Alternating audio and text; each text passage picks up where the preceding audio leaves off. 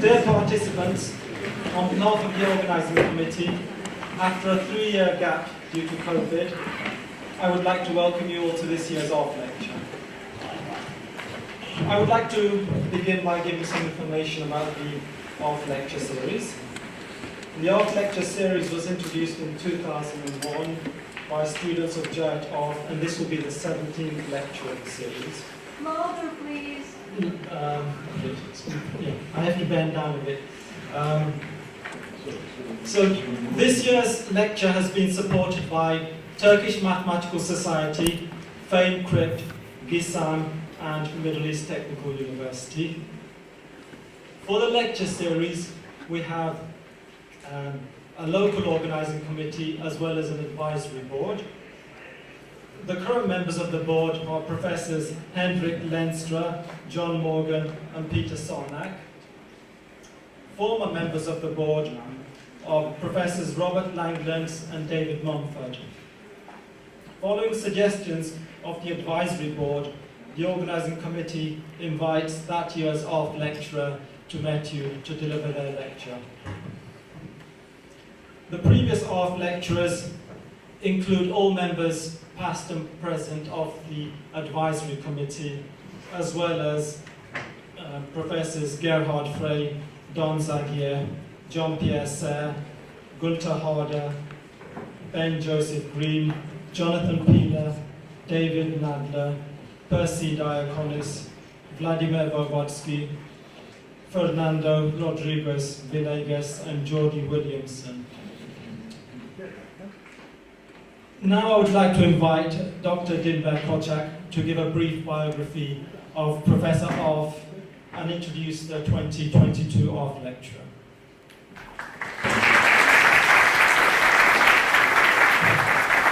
Sorry for this. Thank you very much, Mohan.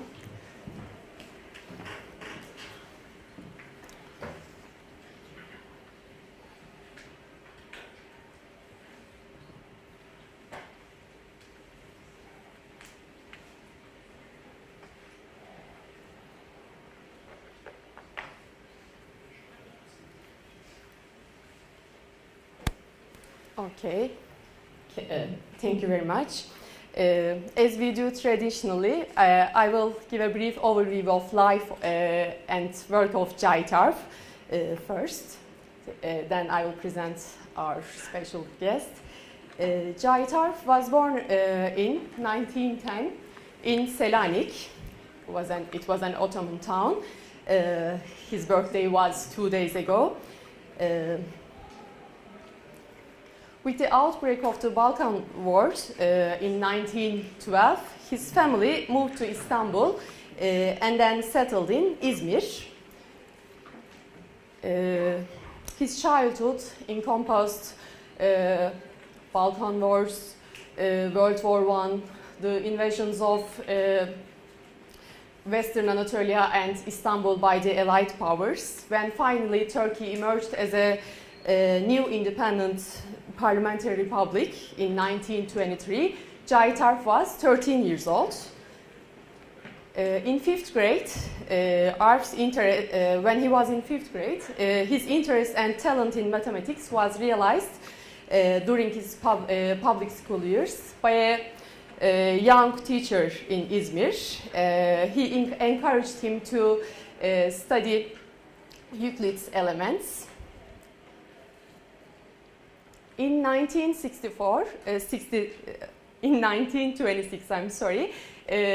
world economy was really bad, and with the help of the devaluation of French francs, his family sent him to Paris to study. There he graduated from Saint Louis Lycée in 2 years instead of 3 years. Because of economic reasons, he returned to Turkey for a short time, and after getting a government scholarship, returned to France and studied at École Normale Supérieure.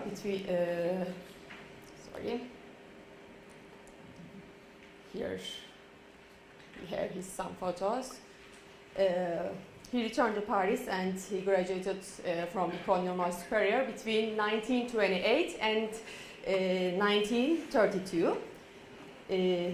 After obtaining his degree, he first worked at Galatasaray Lycée as a teacher, and at that time high school's education in Turkey was extremely strong. Then the New Republic had some reforms to universities in 1933, and Arf was called onto duty as a young instructor at Istanbul University in 1933. It didn't take Cahit Arf long to realize that he needed to do graduate studies in mathematics, and he went to Göttingen in 1937. He studied with Helmut Hasse there. After Hasse gave Arf his dissertation problem, Arf disappeared for a couple months and came back with the solution. We today call as Hasse-Arf theorem. Arf completed his graduate studies in 1.5 years. Then Hasse asked him to stay another year and to gave him a new problem. This problem was classification of quadratic forms over a field of characteristic 2. Arf completely solved this problem, and what we call today as Arf invariance. You are all familiar. This is 10 liras Turkish banknote. On the back side, we see the formula of a special form of Arf invariant together with Arf's portrait. And here some photos from years in Göttingen.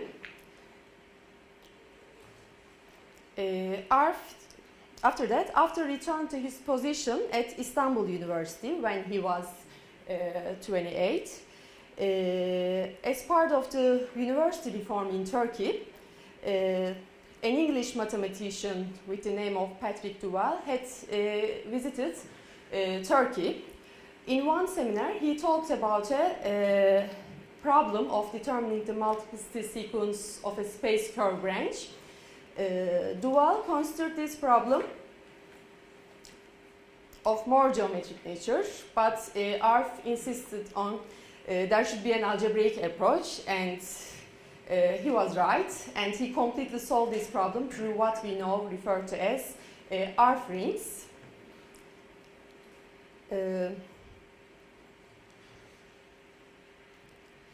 During the time in Istanbul, he also started to talk with engineers and physicists,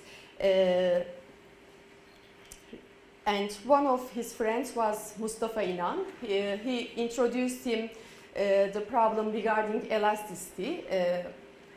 He had some papers on elasticity, and he won with these papers the first and the only İnönü Prize. Photos from years at Istanbul University.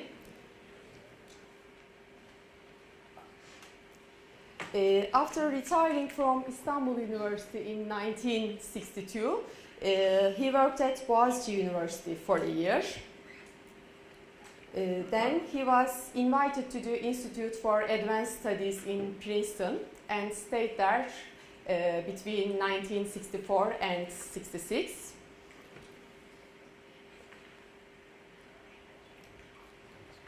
After Princeton, he spent another year at the University of California, Berkeley. He was about to accept an offer from Coxeter to visit Toronto when he received an invitation letter from Erdal İnönü, who was the president of Middle East Technical University at that year. He attached a plane ticket to Ankara also. And here you see photos from METU years. In 1967, Arf started to work at the Department of Mathematics of Middle East Technical University. It is not wrong to assume that it was the beginning of the golden age of our department. Okay, with his vision, encouragement, and connections, he created mathematical environments which made the department one of the leading places in Turkey for mathematical research and also education. He was also involved in the establishment of Turkish Scientific and Technical Research Council and served as the head of science division. And for 4 years, he was the president of Turkish Mathematical Society.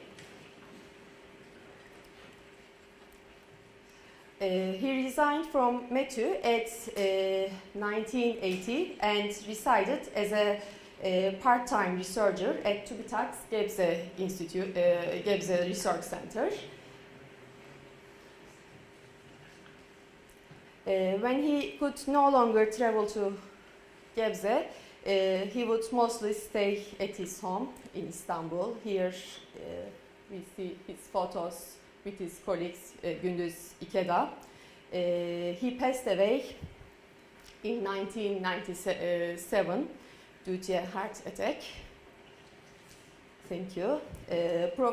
Besides his mathematical contributions, Professor Arf has contributed to the education of many of the present day's mathematicians in Turkey, and they were all deeply influenced by his sincere devotion to mathematics. And today, we are celebrating the life of the distinguished mathematician Cahit Arf with a lecture by a very special guest. We are pleased to welcome Professor Sutherland. He's a principal scientist at the Massachusetts Institute of Technology. His research focuses on computational aspects of number theory and arithmetic geometry. Professor Sutherland received a bachelor's degree in mathematics from MIT in 1980. Following a successful career in the software industry, he returned to MIT and completed his doctoral degree in mathematics in 2007 under the supervision of Michael Sipser and Ronald Rivest. He was awarded the George M. Sprowls Prize for his thesis. He joined the MIT Mathematics Department as a research scientist in 2009.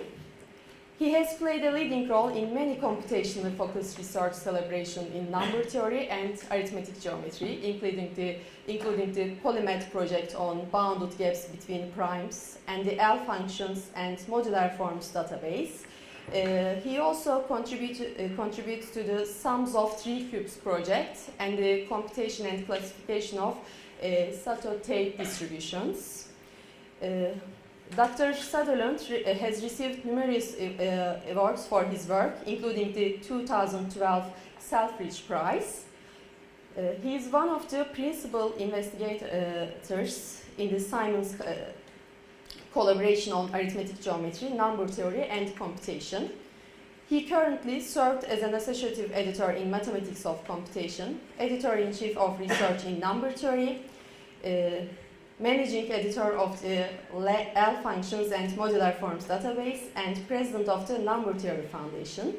He was named to the 2021 class of fellows of the American Mathematical Society for contributions to number theory on the theoretical and computational aspects of the subject. And we are pleased to welcome Dr. Sutherland. And today he will give a talk on Diophantine computations.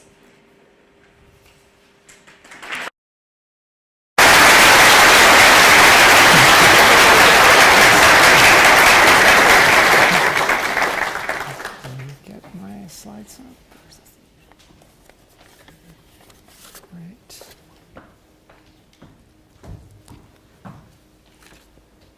Well, it is a great honor to be here. I'd like to thank you very much for the kind introduction, and I'd like to thank the... Come next to the microphone a little bit. I should have my own microphone. Is But it is this for the video, I guess. It should be that. okay? People hear me okay? It's okay?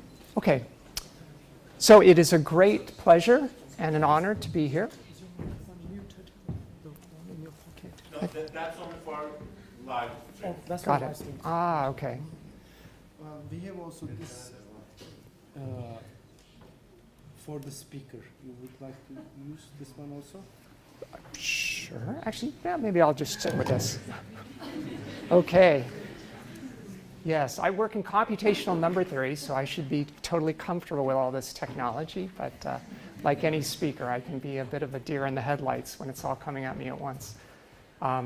Anyway, let me begin. It's a great honor to be here. I was thrilled to be invited to give this lecture.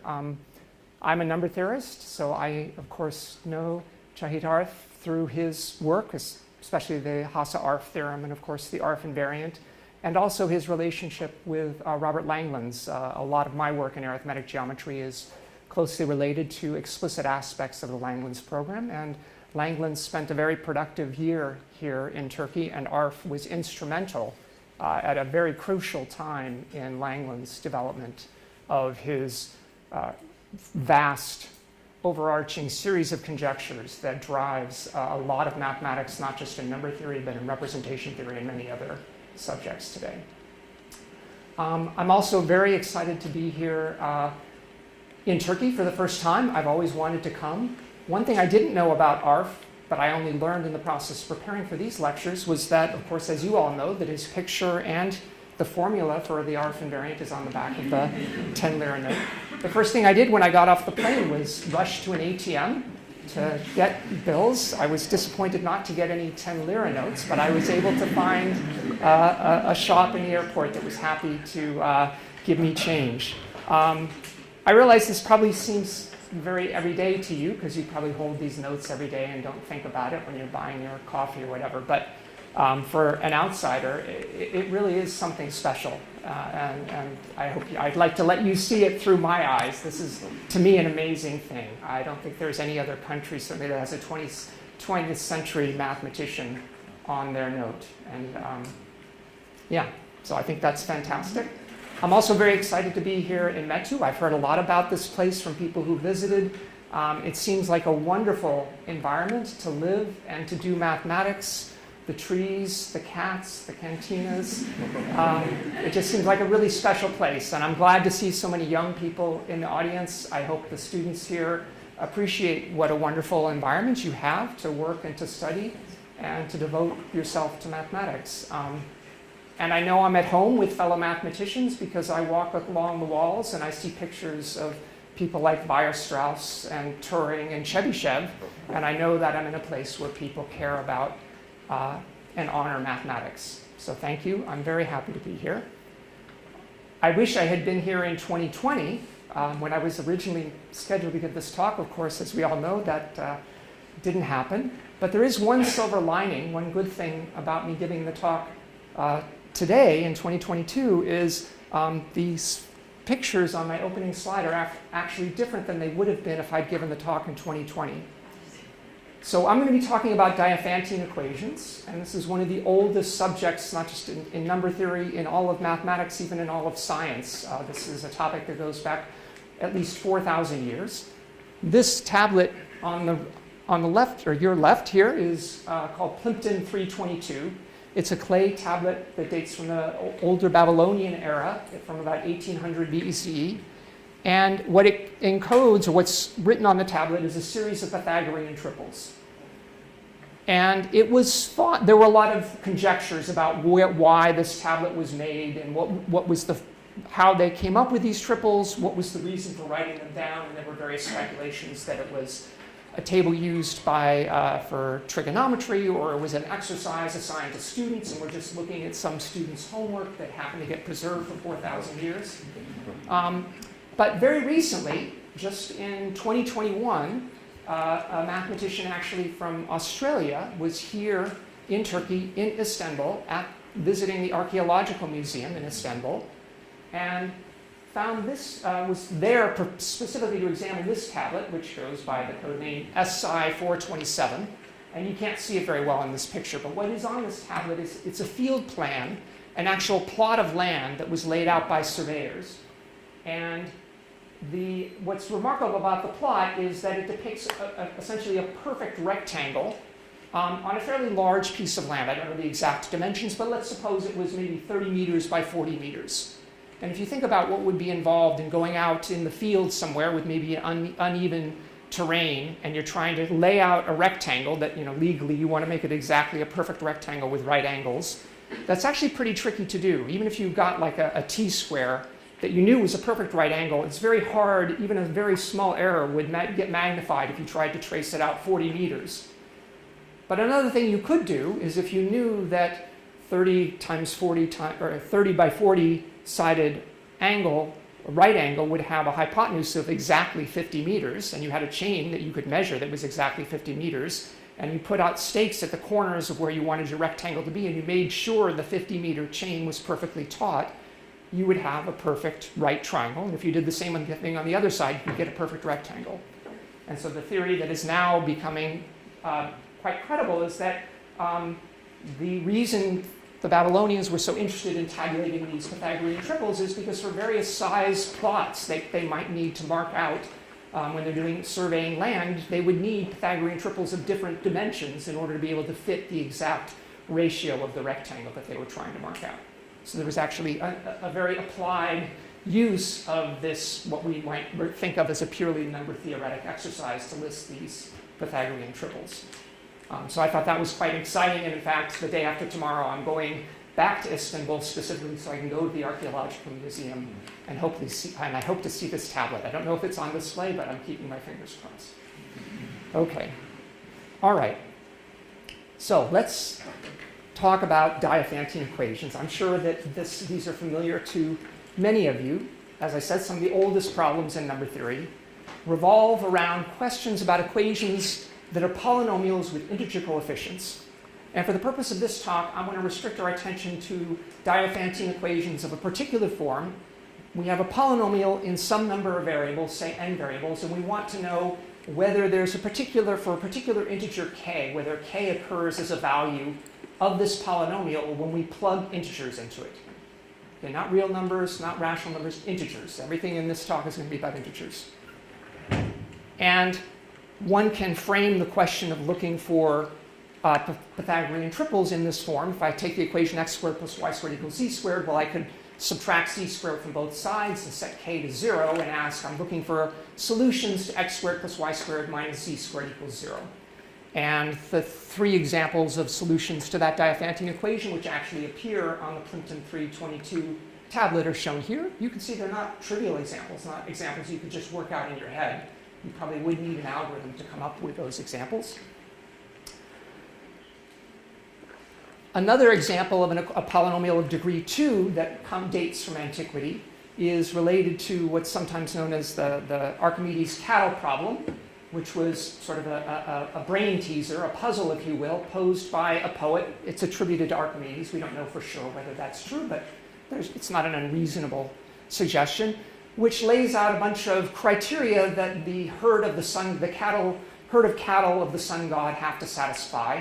And it includes criteria like the number of speckled cattle of a certain type has to have a certain ratio with another type, brown cattle. And there's a whole list of criteria that have to be satisfied. And if you write out equations representing all those constraints, it turns out to be a Diophantine equation that you can reduce the solution to that equation to solving this particular equation here, which is known as a Pell equation, which is just an equation of the form x squared minus some integer times y squared equals 1. Now this equation that Archimedes posed, this riddle he posed almost around 250 BCE, went unsolved for about 2,000 years. It wasn't finally solved until 1880, and even Anthor, who figured out the number of digits in the solution and the first few leading digits, wasn't able to write out the complete solution. And the reason for that is the ... here on this slide hide about 200,000 digits that I haven't filled in for you.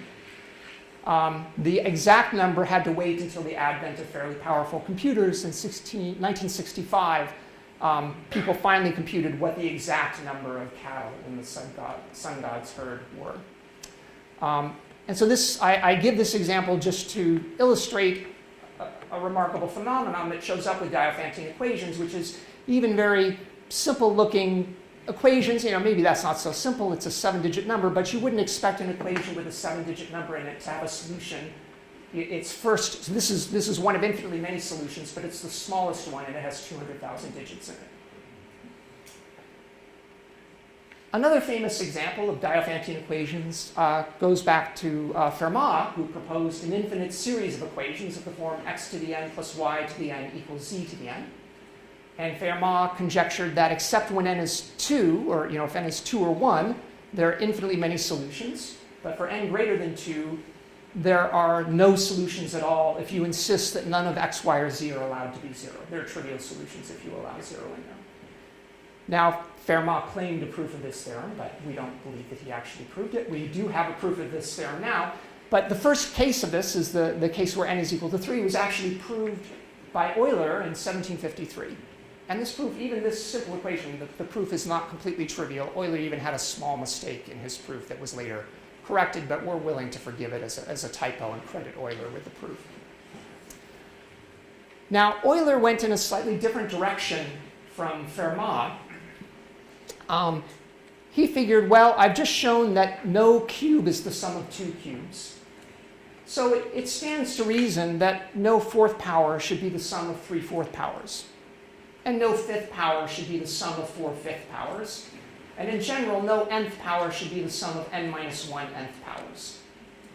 And that seems reasonable. He proved the first case, and sort of by induction, this ought to be true, right? Generalizing from one example. So I'd like to ask all of you to take a moment now and just ask yourselves, do you think Euler was right? Do you think that for each of these two equations, do you think there is a solution or do you think there are no solutions?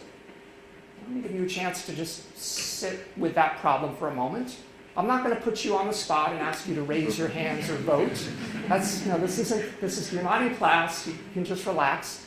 But I do want you to just mentally go through in your mind how you would answer that question. Think about what your answer is, say for this one. How would you prove your answer?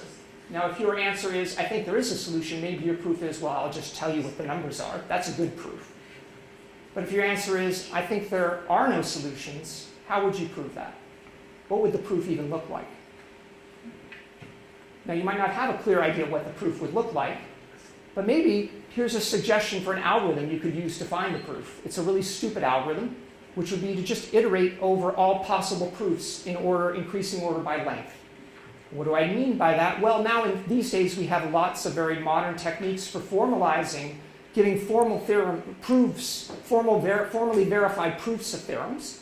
All of those proofs correspond to some list of symbols that we can encode in zeros and ones on a computer.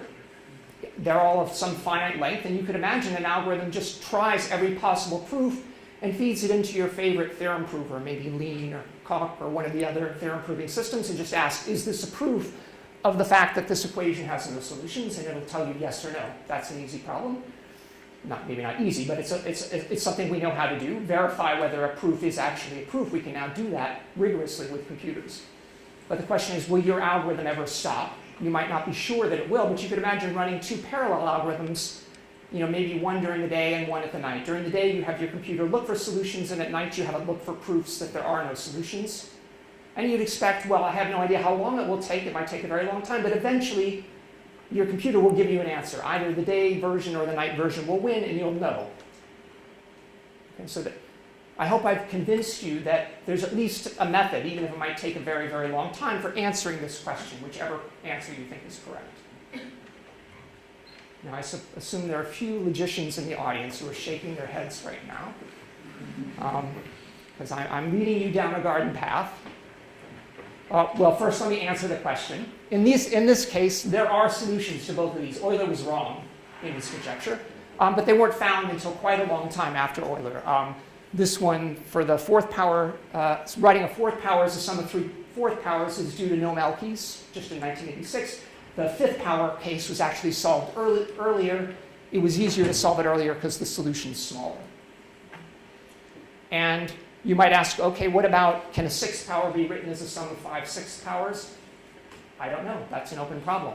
So you have some homework you could go do to try and answer that question. Okay. But I said I was leading you down a garden path, and the garden path is, in fact, the algorithm that I just suggested to you in general will not work. And in fact, we know that as a theorem. This is something we can prove.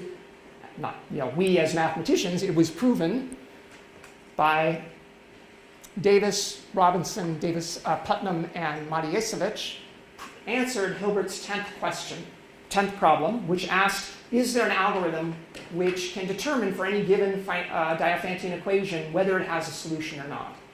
So you can imagine this algorithm might be a Turing machine. You could write down the Diophantine equation on the tape of the Turing machine, and you crank it up and let it run, and then it's supposed to eventually tell you just one bit, yes or no, 0 or 1. And they proved that no such algorithm exists. So in fact, the algorithm that I suggested to you won't work. Now it's kind of clear that if there is a solution, you would eventually find it. So the only way it could not work would be if there are no solutions, but there's also no proof that there are no solutions.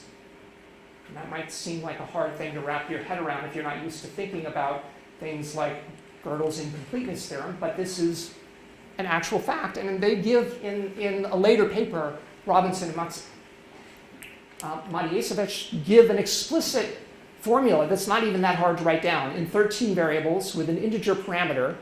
And for whatever your system of axioms is, for your favorite proof system, maybe it's a ZFC or some other system of axioms you're willing to acknowledge as a reasonable basis for doing mathematics, there's a parameter n that you can plug into their formula, and it will spit out a Diophantine equation that effectively says this equation has a solution if and only if it can't be proved. It has no proof.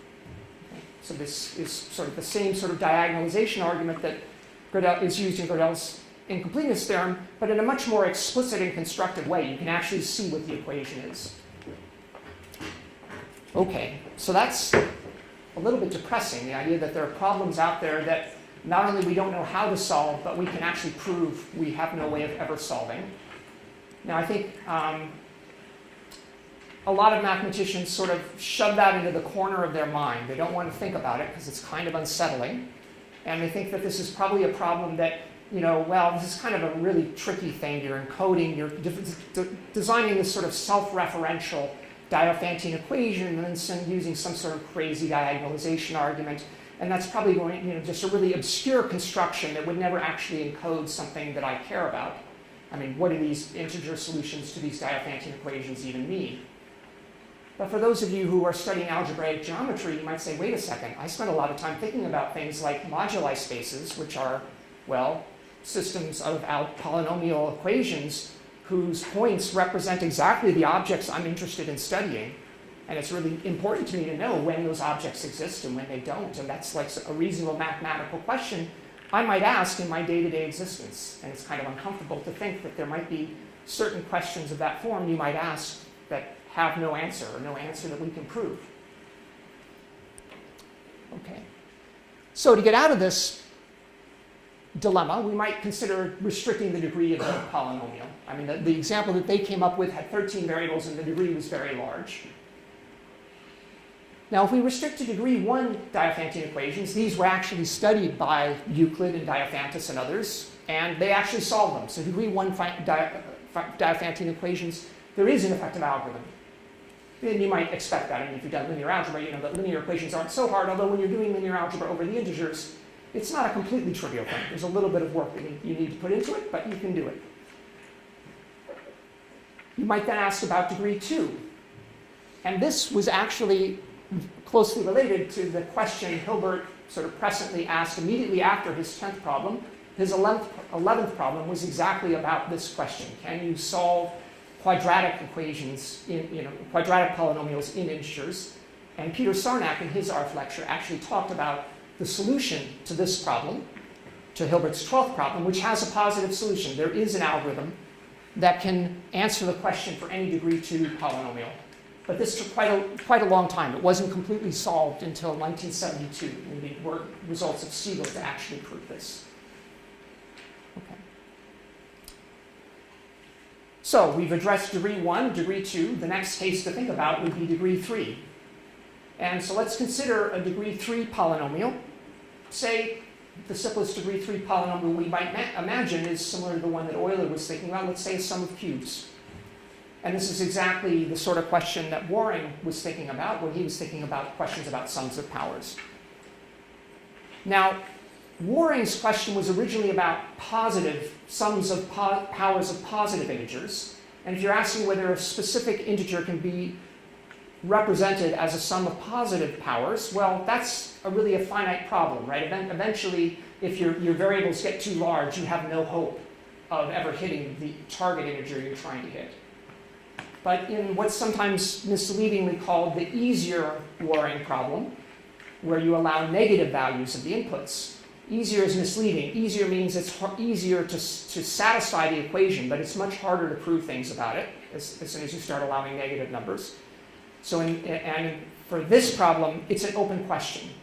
We don't know whether or not, even for an equation of degree 3 in 3 variables that is as simple as can an integer k be written as a sum of 3 cubes, we don't know whether that's decidable or not. And for all we know, it could be undecidable. In the paper of Robinson and Matyasiewicz that I mentioned, they mention in that paper, well, we used 13 variables, but in fact, we might not need more than 3. They even suggested that 3 might be enough. Okay, so we've now this is the intro. I've built up to where I want to go with this talk. The rest of this talk, we're going to be focusing on this specific problem of sums of cubes as sort of a representative example of the first simplest Diophantine equation we might want to think about, where we don't know, not only do we not know how to solve it, we don't even know if it can be solved in principle. But maybe now is a good time for me to take questions, if there are any questions about anything I've said. And I'll take the opportunity to grab a drink of water if you're thinking of questions. Can I ask, how did Elkis came up with those numbers? So the question was, how did Elkis come up with those numbers? And as with many things Elkis does, Elkis is actually a good friend of mine. He's one of my co-PI in our collaboration in the Simon's collaboration in arithmetic geometry, number theory, and computations. So I see Noam on a regular basis. And my answer to your question would be, you'll have to ask Noam, because even those who work closely with him don't necessarily know how he comes up with some of these things. He's very, very clever and has some very clever tricks. But if you're nice to him, he's always happy to teach you his tricks. The question is whether you can always understand them when he says them. But yeah, Noam's a very clever guy. Yeah, another question. Okay, so the polynomial given by Matyasiewicz and others, it has a lot of variables and the degree is high. So I'm assuming that there's a trade-off between the number of variables and degree, because you can encode stuff into variables and so on. So do you know any kind of optimal results which kind of minimizes them both? Like, what's the smallest Diophantine equation that we know is undecidable, like in terms of power? And yeah, so I don't remember the question was, there's a trade-off between the number of variables and the degree of a Diophantine equation that we can prove to be unsolvable, and that's absolutely correct. And there's actually a math overflow question on this exact topic that lists sort of a curve and some points on that curve for what are the known degree and number of variables. And I don't know the top of my head what some of those examples are, but in general, the smaller you make the number of variables, the bigger the degree. The smaller you make the degree, the bigger the number of variables. I do know that you can definitely get the degree down to 4. We know that, and for all we know, it's possible to get the degree down to 3. And we believe we can get the number of variables. We know we can get the number of variables down to 11, and I think that's the best sort of the current state of the art. But we don't know that we can't get it down to 3, nor do we know that we can't do both simultaneously. Maybe that's possible, but I think the best examples are quite a ways away from that. So there's some sort of hyperbola shape. Any other questions? Okay. So actually, I was a little bit flip in my answer to your question about how Noam Elkis found that. I'll mention an algorithm that Elkis came up with for finding solutions to the sum of cubes problem, and that I'm sure a similar idea was used in finding this solution to the sum of fifth powers as well. Okay. All right, let's go on.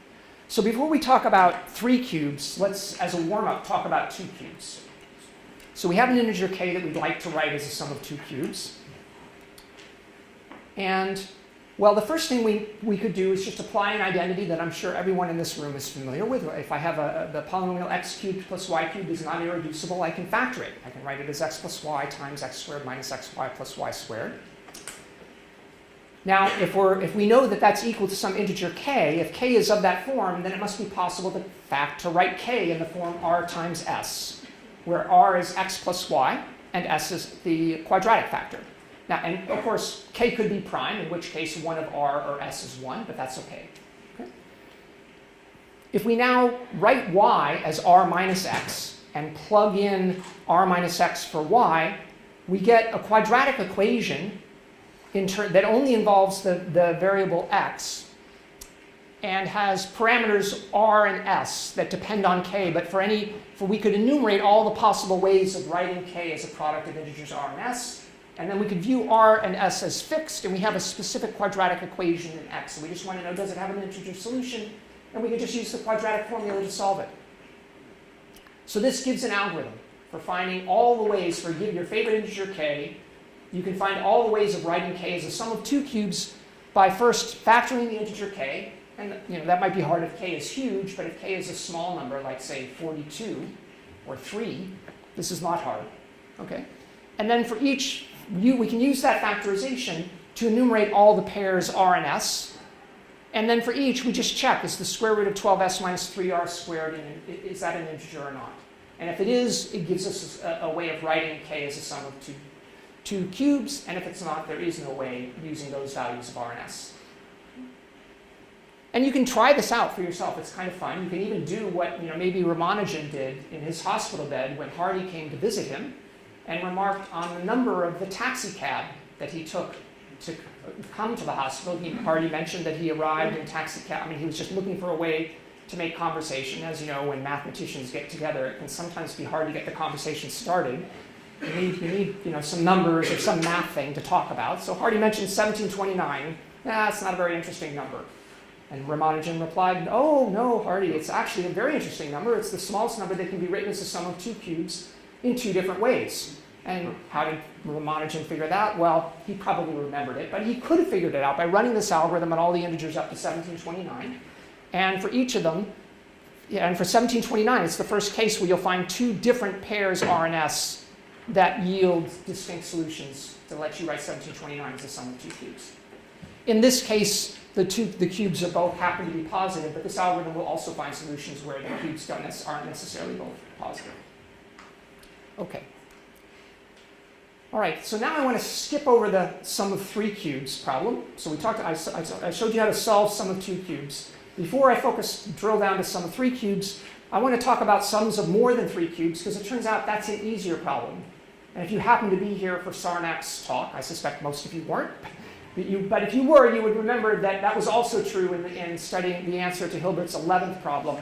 And in general, with these Waring type problems, if you have lots and lots of powers to play with, it's easier to find a representation for k as a sum of a whole bunch of powers, especially because you can make any of those powers 0 if you wish.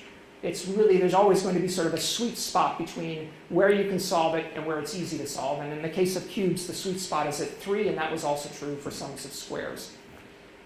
So to dispose of sums of 4 or more cubes, I'll first just note that there's a very simple combinatorial identity that you can use to explicitly write down a parameterization that will let you write any integer k as a sum of 5 cubes in infinitely many ways. So this polynomial f of n, here, which I'm defining as k minus 6n plus r cubed, where 6n plus r, I'm just writing k, r is sort of is k mod 6. And with this polynomial, I can explicitly write k as a sum of 5 cubes, and I get a different way of a different solution for each value of n. So this shows that every integer k can be written as a sum of 5 cubes in infinitely many ways.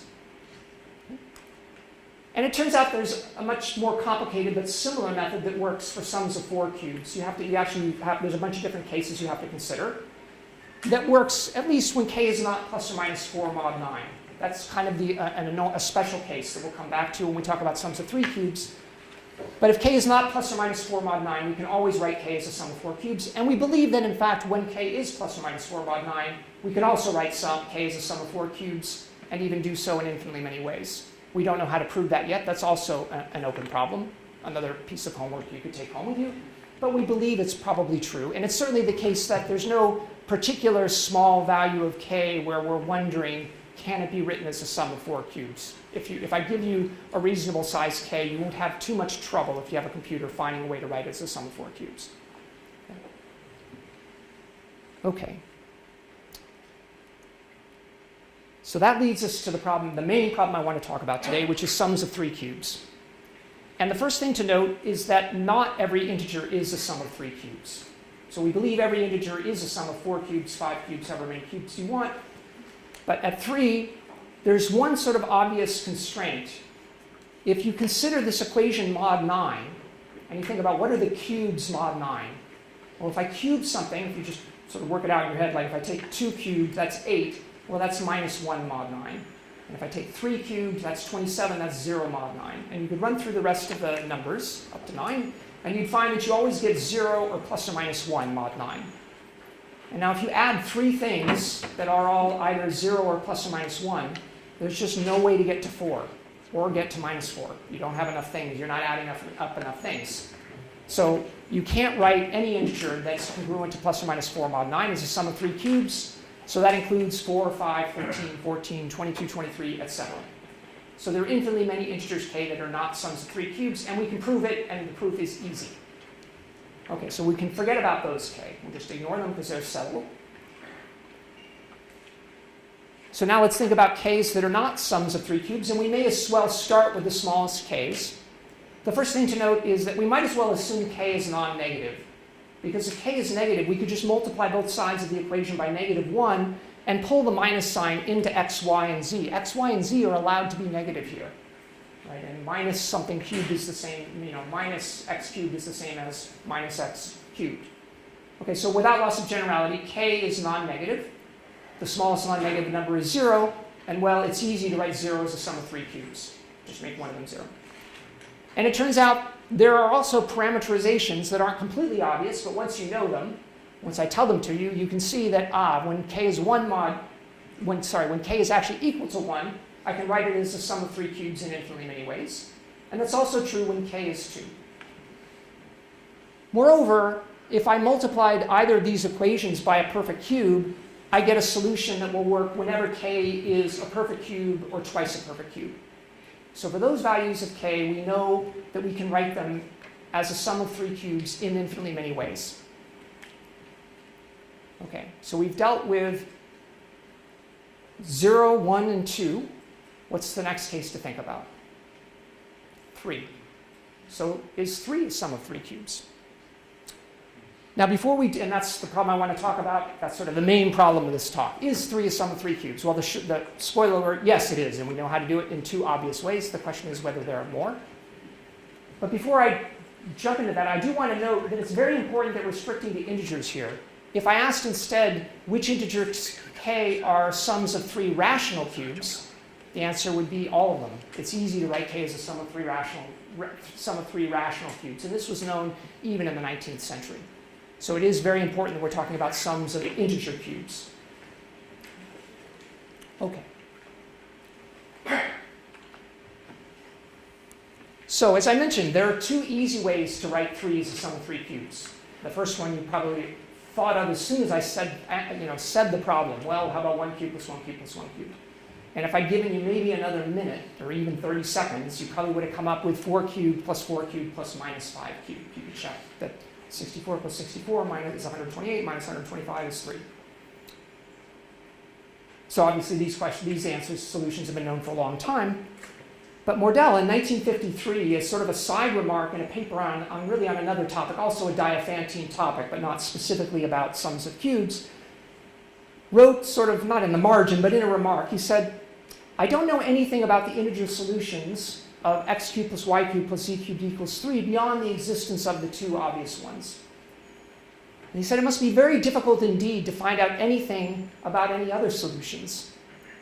One may wonder if the problem of finding other solutions is comparable in difficulty with that of finding an assigned sequence, maybe 1, 2, 3, 4, 5, 6, 7, 8, 9, somewhere in the decimal expansion of pi. Now, of course, as many of you probably know, we expect that to be true, that you can always find any particular sequence of digits in the decimal expansion of pi, but we have no idea how to prove that.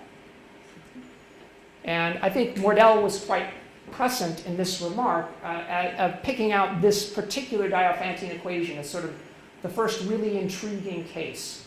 And it's also worth noting he wrote this before when Hilbert's 10th problem was still open. So Mordell was a very well-known mathematician by the right time he wrote this. He was a major figure in number theory, particularly in the UK, but also around the world. And so as soon as this paper was published, even before it, he'd actually gotten some students to start looking for other solutions. And in fact, this sparked a search that involved many computational number theorists over the years. I think pretty much all of us at one point or another have tried our hand at this problem. But over the course of 65 years anyway, the first 65 years after 1953, nobody was able to find any additional representations of 3 as a sum of 3 cubes. There was along the way, and I'll come to this, this will be quite important towards the end of the talk, a conjecture due to Heath Brown that in fact there are infinitely many solutions, and Heath Brown even made a conjecture for how far you should have to look. But people looked that far and didn't find them, and then they looked twice as far and they still didn't find them, and then they looked further still and still didn't find them, so a lot of people began to believe that Heath Brown's conjecture was probably false. Okay. Now, number theorists, computational number theorists are like any other mathematician. When you have a problem you can't solve, well, you maybe tweak the problem a bit to one that you can solve using the techniques you've already developed. And so even though they couldn't find solutions for writing 3 as a sum of 3 cubes in a new way, they did find representations of many other integers as sums of 3 cubes, and that sort of turned it into a game of, well, which integers can be, that are not plus or minus 4 mod 9, which integers can we find representations for as sums of 3 cubes? And sort of the prevailing wisdom is that this ought to always be possible. And Heath Brown even conjectured that it should be possible in infinitely many ways for every integer that's not plus or minus 4 mod 9. But a remarkable thing about this search for representations of integers as sum of 3 cubes is the fact that for some k it's really easy. You just walk out the door and there's a solution. And then for other k's it can be really hard. So here's a sort of a history line, a timeline of computations that were made, some of them even preceding Mordell's question, where people were looking for ways to write k as a sum of 3 cubes. I'm not going to read through all the steps in this timeline. The point of this slide is just to make it clear that a lot of people have worked on this problem, and a lot of computational time has been spent on it. And over the years, people came up with better and better algorithms for solving it. A critical figure in this that I alluded to earlier was Noam Elkies, who gave an algorithm that works not just for 1k at a time, but is very effective if you just want to check for ways of representing not a particular integer k, but a k that's small, say all the k's up to some bound b, where maybe you take b to be 1,000. And his algorithm will efficiently find solutions that are anywhere sort of close to the k you might be interested in. And I suspect that might also have played a role in his, that idea, the same ideas might have played a role in his 5th powers result, or 4th powers result, sorry. And at the end of the 20th century, the state of affairs was that there were only 3 k's that were still open, 33, 42, and 74. Every other k that was not plus or minus 4 mod 9, up to 100, we knew a representation of k as a sum of 3 cubes. And so people were starting to get pretty convinced that you can always find such a representation, but were getting frustrated by the fact that they couldn't find solutions for 33, 42, or 74. Then not much happened for maybe the first decade of the 20th century. But in 2008, Bjorn Poonen, who's also one of the principal investigators in the Simons collaboration in arithmetic geometry, number theory, and computation, and a professor at MIT, who I work with on a regular basis, he wrote in his 2008 article for the AMS, which was about undecidability and number theory, he started off that article with the example of sums of 3 cubes. and he gave the example of, is k equals 29? Is 29 a sum of 3 cubes? Well, yes, and it's easy to find. Then he mentioned 30. That one is much harder than 29, and a solution wasn't found until 1999. That was the last item, I think, on the slide that I mentioned here, or the last two were both for k equals 30. It was discovered independently by two different groups within a week of each other. Now 31 and 32 are both congruent to plus or minus 4 mod 9, so we skip over those. So 29, 30. The next case to think about would be 33. And at the time Poonen wrote this article, 33 was an open problem. Nobody knew how to write 33 as a sum of 3 cubes. But this sort of reignited the efforts of computational number theorists, and by this time we had faster computers and maybe some new ideas for how to go about doing this. And so people renewed their efforts to try and find ways to write integers as sums of 3 cubes, particularly 33. And of course, people were also still interested in finding new solutions for 3. And in, I think it was in 2016, Huysmans searched for all the k's up to 1,000. He checked for all possible values of x, y, and z with absolute value at most 10 to the 15th. That's a major computation. He was using Elke's algorithm to do it. And in the process, he found a solution for 74. And so this meant that there were only 2 integers below 100 for which we didn't know a representation of sums of 2 cubes. And then in spring of 2019, Andy Booker finally found a solution to the problem Poonen had posed. He found a representation for 33 as sums of 3 cubes. And the integers involved are all on the order of 10 to the 16th, or between 10 to the 15th and 10 to the 16th. Now, Andy is a number theorist like me. He is also really interested in Mordell's question. That was sort of secretly what he was hoping to solve, but he didn't. He was not able to find a solution for k equals 3. But at the end of, but by the end of the spring of 2019, this meant there was only 1 k left under 100, which is 42. That was the only integer, not plus or minus 4 mod 9, that we didn't know how to write as a sum of 3 cubes. Okay. So I also wanted to mention that one nice thing about this problem is it inspires a lot of popular interest. Even people who aren't research mathematicians or number theorists like me find this problem engaging and fun to think about. And I think that's due in large part to efforts by Numberphile, in particular the Numberphile YouTube channel, in particular the host Brady Heron, who's made a bunch of videos about the sums of 3 cubes problem and many other interesting problems. I encourage you to check it out if you haven't seen it. But he made 3 videos in particular about sums of 3 cubes, including one he made when the solution to 74 was solved, one about 33 being still unsolved, and then a new video when Andy Booker found a solution for 33, and which is titled 42 is the new 33. And the solution for 33 was sort of a big deal in number theory circles. It even got some coverage in the popular press. Maybe some of you saw this, it wasn't so long ago. And it was at this point that Andy came to me in sort of late spring of 2019. We were both at a conference at the Institute for Advanced Study and asked, would I be interested in teaming up with him to try and find a solution for 42? And oh, by the way, we really should keep looking for a solution for 3. Andy had been talking to Roger Heath Brown and was convinced it was out there. We just needed to keep pushing a bit further and we would find it. And so I said, sure, why not? That sounds like fun. Let's do it.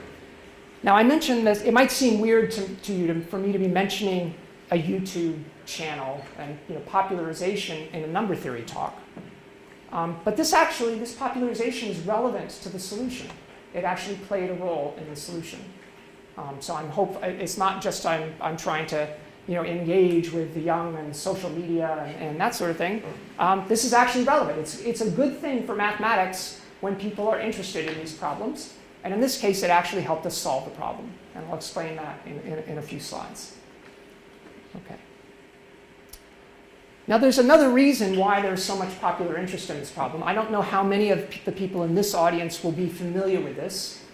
But I suspect any of you who've spent any time in the UK probably have heard of this. There's a science fiction novel called The Hitchhiker's Guide to the Galaxy in which the number 42 plays a very crucial role.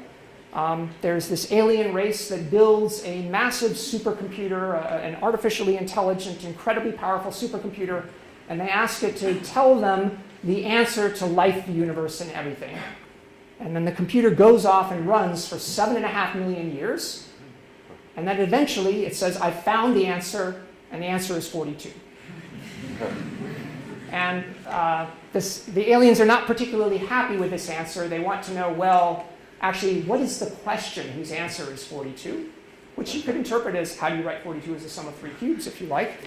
And in the novel, Deep Thought tells them, well, you need to build an even more powerful computer to solve that problem. Unfortunately, and in fact, that turns out to be why Earth exists. Earth was built as a computer to compute the answer to compute the question whose answer is 42. Unfortunately, that doesn't happen in the book. The Earth is paved over to make way for a new interstellar galactic highway, and before it finishes the computation. Okay. But again, I mention this because this is a part of the reason why there was a lot of popular interest in this problem, and that plays a role in its solution. Okay. All right, but now I want to get into some mathematics. Okay, so I guess maybe I should say at this point, spoiler alert, we did find a solution for 42, and we did find a new solution for 3. I probably wouldn't be here giving this talk if we hadn't. So what I want to do in the last part of the talk, and I won't take too much time on this, I don't want to go deep into the details, but I want to at least give you a sense of what it was, what are the tricks that we used, what are the new techniques that we developed that allowed us to go further than others had and be able to solve this problem. So if you think about just from ground zero, how would you go about trying to find a representation of a given integer or k as a sum of 3 cubes? Sort of the most naive thing you could possibly do would be to just try all triples x, y, and z, integers x, y, and z with absolute value up to some bound, and just order them by absolute value. That's going to require something on the order of n cubed different operations, because you've got 3 variables and you're each letting them range over an interval that, well, I guess it's of size 2n, but when I write O of n cubed, I mean I'm ignoring constant factors, just something on the order of n cubed. But that's kind of a silly thing to do. A much better approach would be to compute, just iterate over pairs x and y, compute x cubed plus y cubed, subtract k, and then ask, is what's left the cube of an integer? And we could do that by efficiently computing cube roots over approximations to the real numbers and see if we get something that's close to an integer. Take whatever integer it's closest to, cube it, and see if it works. That can be done very quickly. We can use Newton's method to compute approximations to cube roots almost instantaneously for the size of integers we're talking about here. And so this gives an algorithm that takes roughly on the order of n squared steps. But we could do even better than that. Instead of we could instead reduce the problem to a sum of 2 cubes problem. Right? We could just iterate over values of z, compute k minus z cubed, and ask, is that a sum of 2 cubes? And I already told you an algorithm for finding representations of integers as sum of 2 cubes. Now, that algorithm does require factoring the integer, but it turns out we have algorithms for integer factorization that are fast enough that within the scope of this asymptotic notation, the time to factor will fit inside this little o of 1. Because we have sub-exponential time algorithms for factoring, and in complexity terms, this is really an exponential time bound, meaning that it's exponential in the size of the input. If my input is the integer n, it's exponential in log n. Okay? So this gives a quasi-linear time algorithm for searching for representations of k as a sum of 3 cubes. Unfortunately, the constant factors and the things I'm hiding in this little o of 1 up here are too big to make this feasible to do in a reasonable amount of time. So we needed to do something different. Okay, and we know already going in, we've already checked up to 10 to the 16th. We've already checked n up to 10 to the 16th, and we know we're going to have to go past that, and we might need to be prepared to go quite a ways past it. So we need something better. And so the approach, and this is exactly the approach that Andy Booker used to solve 33, is based on an idea that actually originates with Sir Roger Heath Brown, and which is designed to target a very specific k. So it's different from Elke's algorithm, which allows you to target many k's in parallel, also in quasi-linear time. You get to hit all of these k's. But for a specific k, Heath Brown's approach is faster. And there are a number of computational number theory tricks one can apply to make it faster still. I'll mention a few of them. I'm not going to go into the nitty-gritty details. But when you apply all these optimizations, the actual complexity bound you get, if I make the little o of 1 explicit, well, more explicit, there's still going to be a little o of 1 here, but it's hiding on a log n, where you shouldn't really worry about. Log n is going to be very small. This is really, really quasi-linear. There's not even a log n factor here. So this is but this is counting arithmetic operations. Okay? The bit complexity, you would add an additional log n times log n. So this would be the bit complexity of this algorithm. N log n squared, plus something that's even smaller than log n. Okay. So Heath Brown's approach, it works as follows. The idea is to define a new parameter d to be the absolute value of x plus y, which might seem like a weird thing to do, but the motivation for it comes from the factorization I already showed you when we derived the algorithm for writing an integer as a sum of two cubes, right? We factored x cubed plus y cubed into x plus y times a quadratic. And if you stare at that equation, you realize that if I reduce it mod x plus y, then k has to be, z is going to have to be a cube root of k modulo d.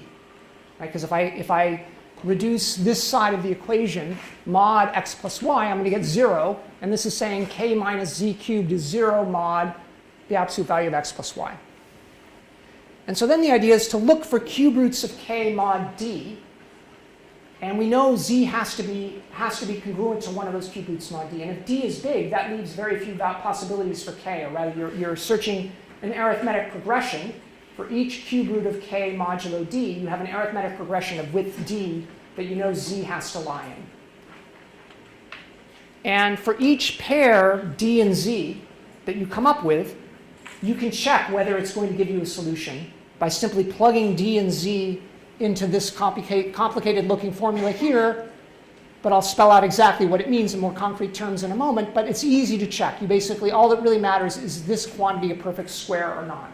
If it is the square of an integer, this is going to give you a value of x and y that you can combine with the z you're already testing to get an expression of k as x cubed plus y cubed plus z cubed.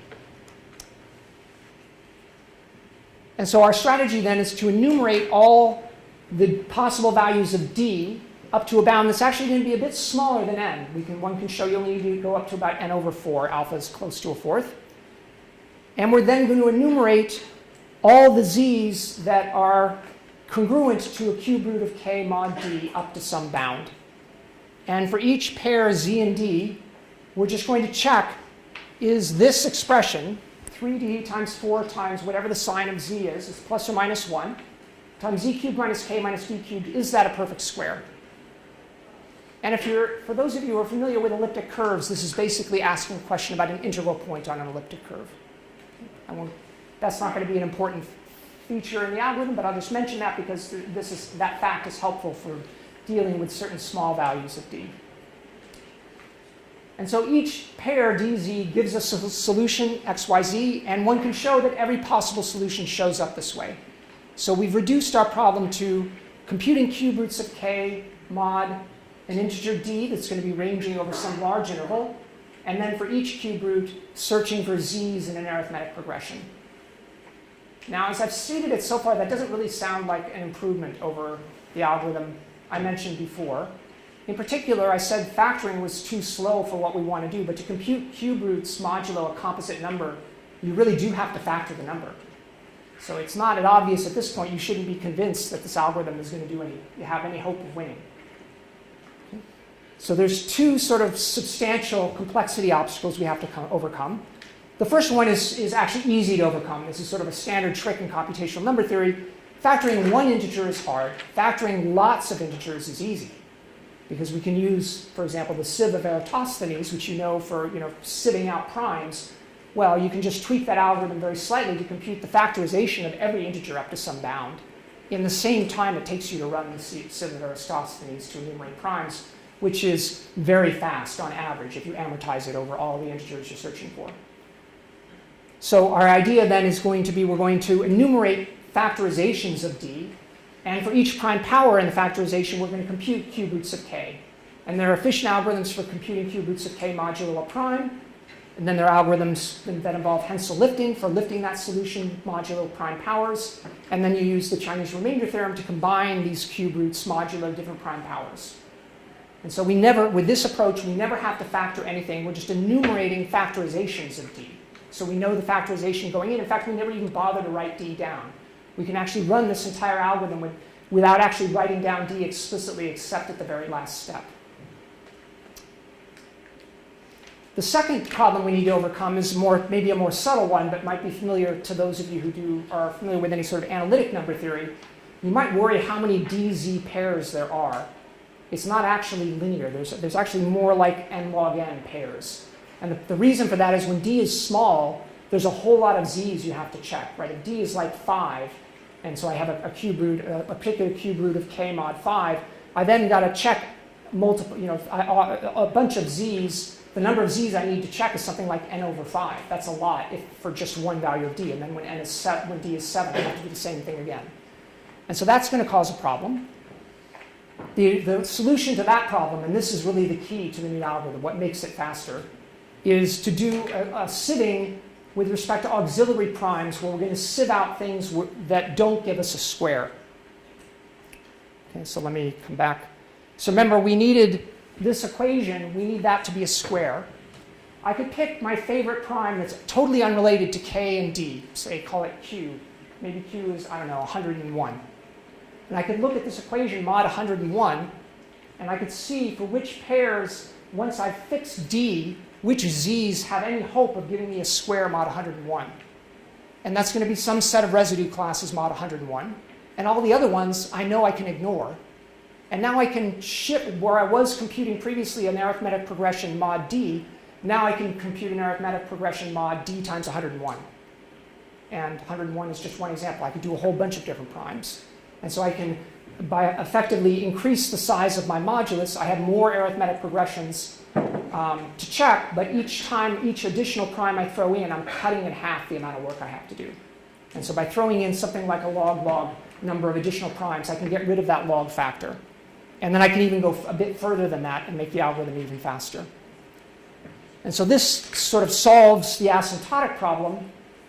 And then if one implements it carefully, you can come up with a very efficient, memory-efficient algorithm that is doing all of this sieving implicitly. We're not actually writing down a long series of numbers the way you might in a sieve of Aristophanes and crossing things out.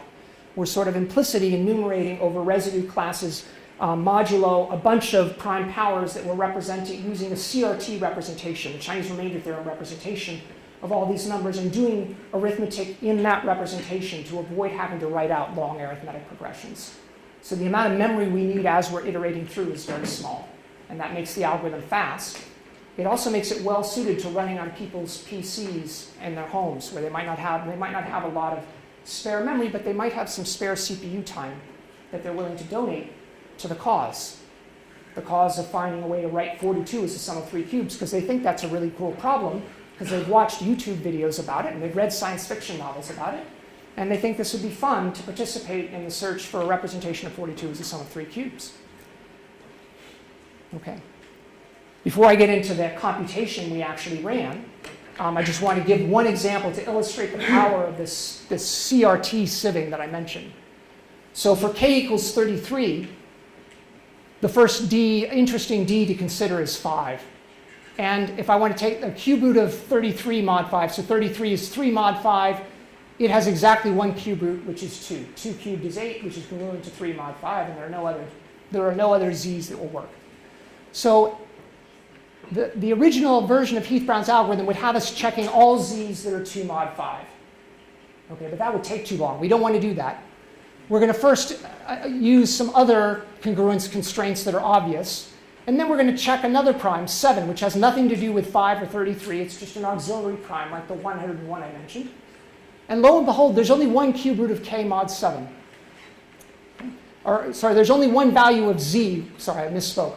There's only one value of z mod 7 that will make this expression, this expression a perfect square. Okay, z has to be 0 mod 7. So now instead of checking an arithmetic progression mod 5, I'm checking an arithmetic progression mod 35. And I keep going with this. Sometimes the number, I'm going to have to introduce more residue classes. But you can see that the number of distinct z's that I need to check is going down. I started out needing to check 2 times 10 to the 15th z's. But by the time I'm done, I'm only needing to check something like 3 times 10 to the 11th. Almost 10,000 times faster. And then we're not done there. Because we're number theorists, we know there's more number theory lurking behind the scenes. We can use what's known as cubic reciprocity to obtain new congruence constraints that prohibit certain pairs d and z modulo 27 times k. And I'm not going to take the time to try to explain the theory of cubic reciprocity to you in this talk, but if you're interested, I would encourage you to take an algebraic number theory class and learn more about cubic reciprocity and higher reciprocity laws that is sort of the foundation of what we now call class field theory, which is one of the major advances in 20th century number theory. And so at the end of the day, for this particular d, we only had to check about 5 billion different values of z.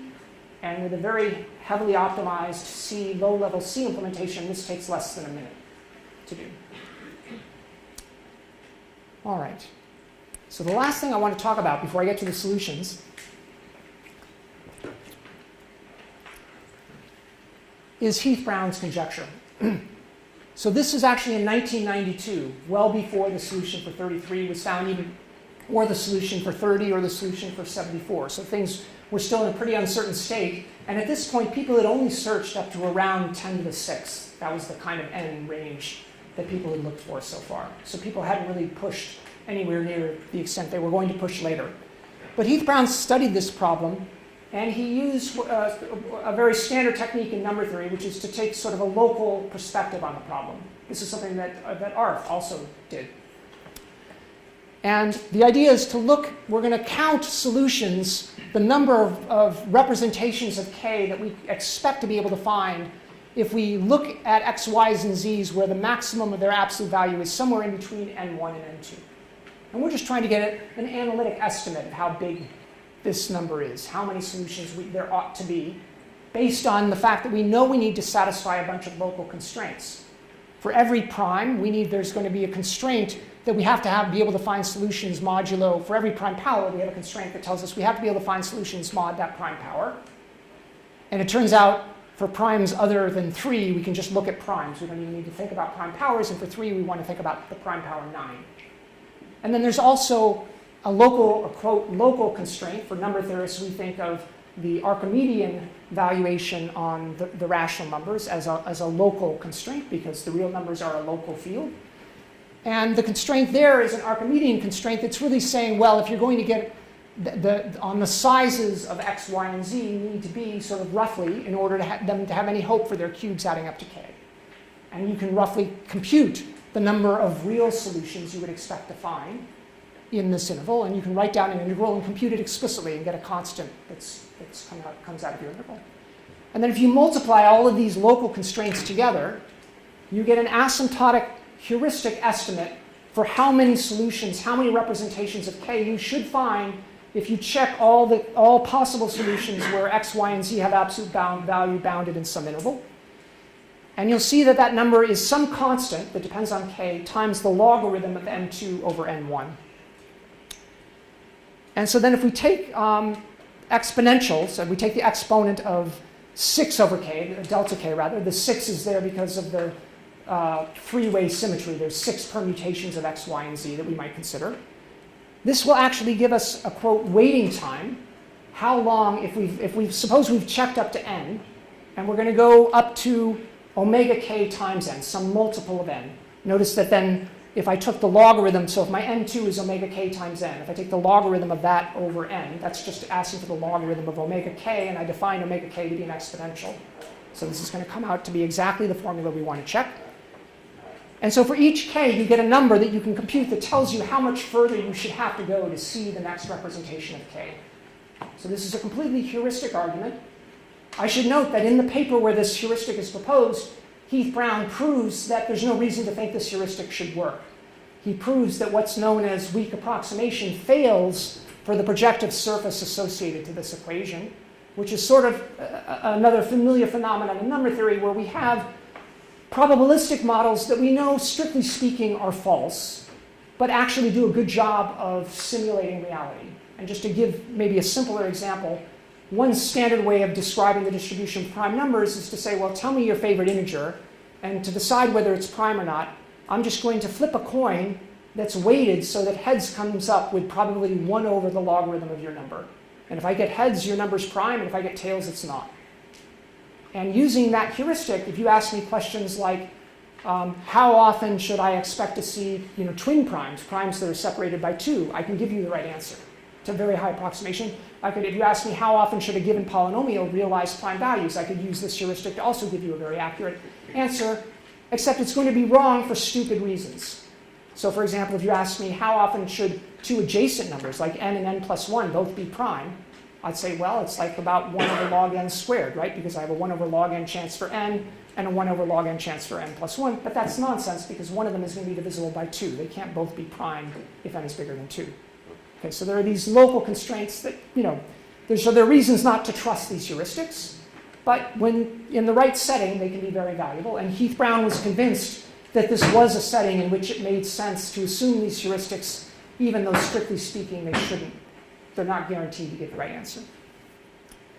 And so if you plug in these numbers and you compute this waiting time, this omega k, for each of the k's up to 100, you find that 3 sticks out like a sore thumb.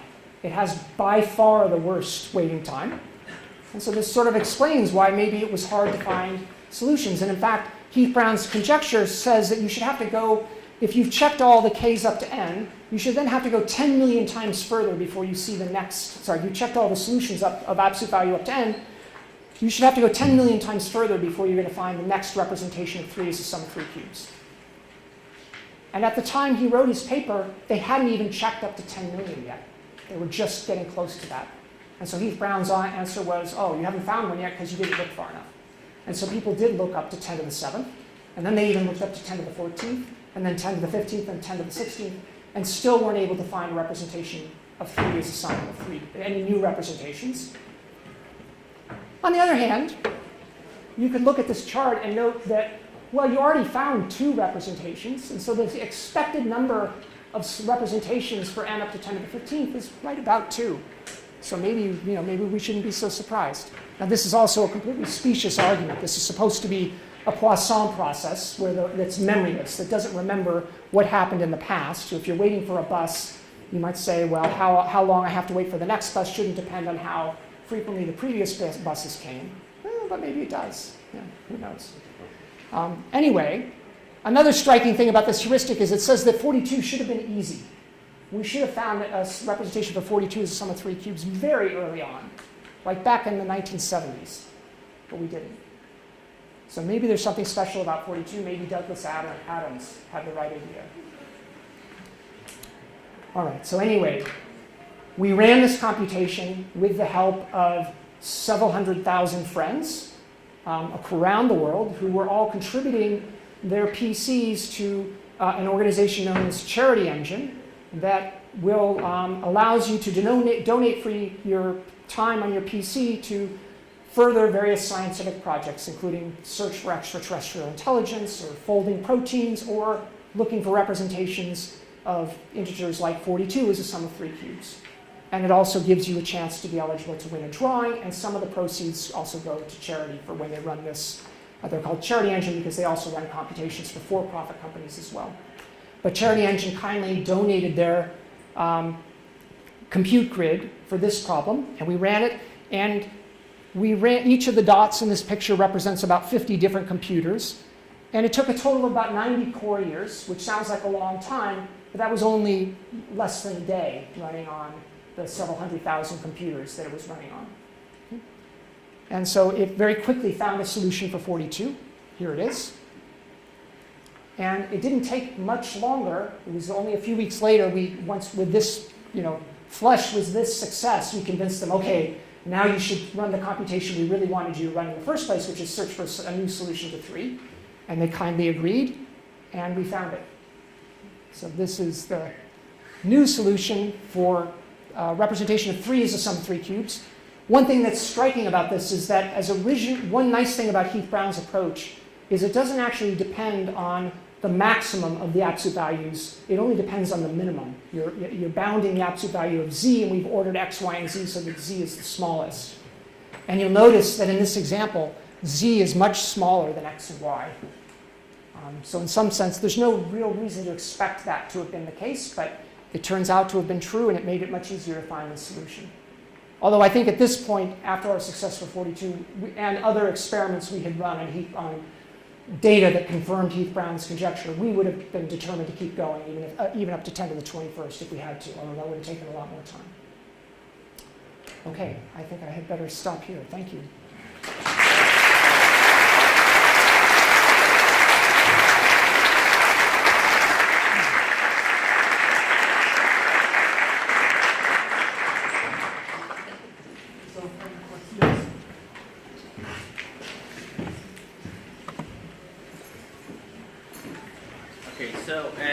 If I didn't misunderstand you, it seems that the reason you went after C-wing is because factorization is hard. So I know it's not possible today, but maybe in future, using something like Shor's algorithm and quantum computing, like, do you have some kind of theoretical bounds how this would be easier if we were able to actually build such quantum computers to do fast factorization? I think even if the factorization was instantaneous, this algorithm would still be faster. Oh, it is still faster. That would be my guess. I'd need to think.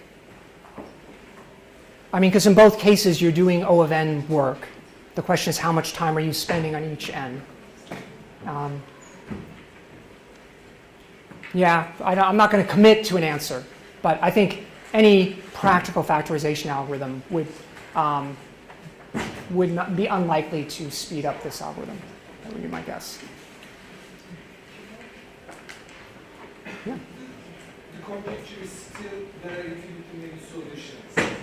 Yes, the conjecture is that there should be infinitely many solutions, and I'm glad you answered this question, because in some sense, I started out with this sort of grand vision of question about undecidability, and is this potentially an undecidable problem?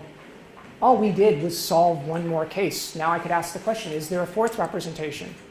And we don't know whether that's even a decidable problem or not. How did your approach before? So you found one solution for 42. I think you cannot do it like this. There are infinite solutions. Even the question of, is there a second solution for 42? That's a new question, right? I could construct a new Diophantine system where I eliminate the solution I already found. I rule that out by some other equation. And now I have a new Diophantine equation. I can turn that into one equation again, and I can ask, are there any integer solutions to that equation? And the fact that I found one solution doesn't help me answer that second question. Is there any group working on such proofs? There are many solutions. I think there are a lot of people who think about the general question of finding rational points on varieties. In the case of equations that only have two variables, there's very good news. Faulting's proved that there are only finitely many solutions on projective curves of genus greater than 1. So if you have a genus 2 curve or higher, so that basically means anything past elliptic curves, we know there are only finitely many solutions. So that's a fantastic theorem. And there are other theorems in that vein that people are working very hard on proving, things like the Mordell-Lang conjecture and other theorems in arithmetic geometry and algebraic geometry where there has been a lot of exciting recent progress. But those are still focused on a fairly narrow subset of the universe of all Diophantine equations. I have one very unrelated question. Do you know how Undecidability came up with 42 and by this 42 rank? Is there any reason? I don't know, and I'm sort of inclined to leave it a mystery. Even if I knew, I might prefer not to know. I'd like to think he anticipated this problem and wanted to help us out with our computation. There's a question. Was this search exhaustive in the sense that do we know whether or not there are any smaller solutions? Excellent question. The question was, do we know whether there are not any smaller solutions? And the answer is yes, we know. That was the first thing that we thought of. We're worried about too. We want to be sure we have the smallest. So we ran a separate computation after the fact to double check that there were no smaller solutions. And one of the other things we did, and maybe I'll use this opportunity to just show the last slide, which I didn't get to.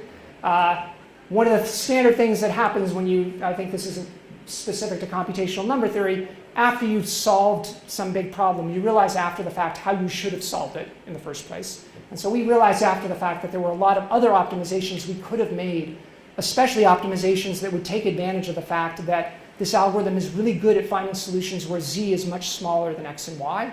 And so you ought to tweak the parameters of your algorithm to take advantage of that. And with that tweak, we were able to come up with an algorithm that was able to find the solution we found for 42 starting from scratch in less than a CPU year rather than the 90 CPU years it actually took. And at the same time, rigorously check that there are no other solutions.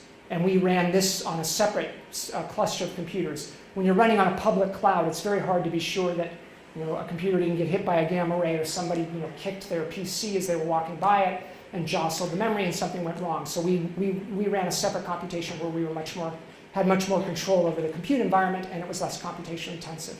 And we did a similar computation for 3 as well. Further questions? Is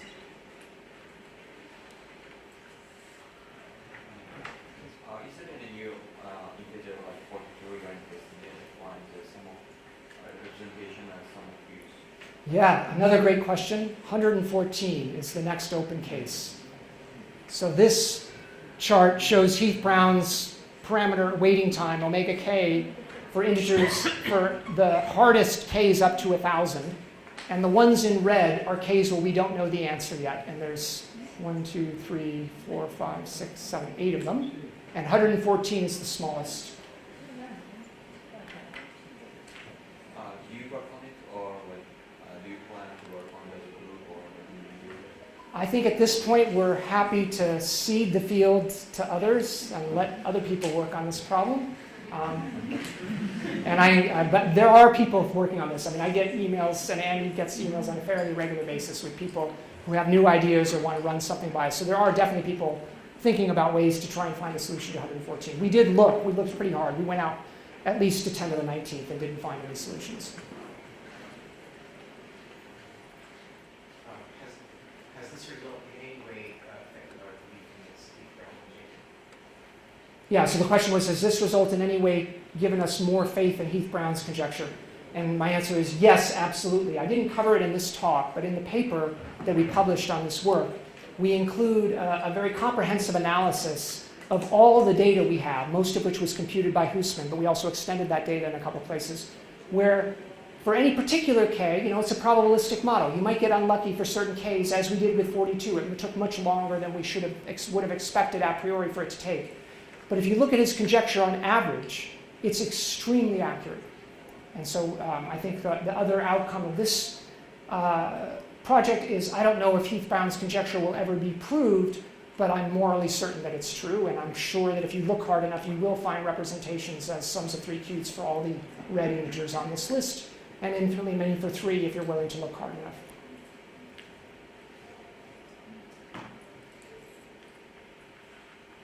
So if there are no further questions. Then is there any practical usage of these results, like representing integers as sum of cubes in any kind of field? Yeah, so the question was about representing integers as sums of 3 cubes. So I don't know about sums of cubes, but maybe sums of 4th powers. Even in the sums of cubes case, though, these do correspond to particular family of elliptic curves known as Mordell curves. And there are some open questions about this, and these algorithms can be used to analyze the frequency of integer points on twists of the Mordell curve. And so when we say practical, I'm speaking from the point of view of a number theorist. As a number theorist, I see practical applications of these algorithms, and especially of the computational techniques that were used. Those definitely have other uses for other types of equations.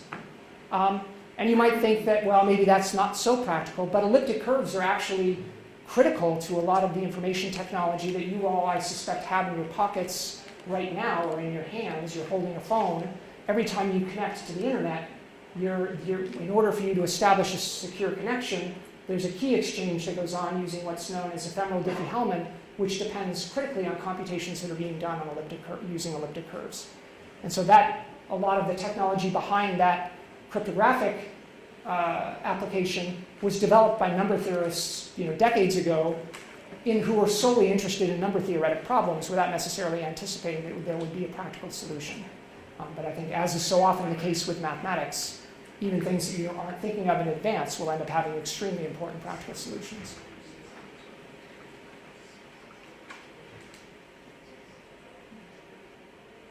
Okay, so let's thank our speaker again.